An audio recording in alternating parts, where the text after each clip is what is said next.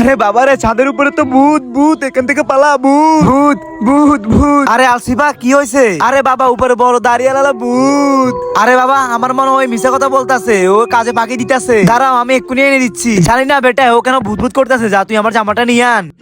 কো চাঁদে ভূত, আমি একটু দেখি তো। বাবা চাঁদে ভূত ভূত ভূত। আরে বেটা তোর আবার কি হলো? বাবা উপরে ভূত।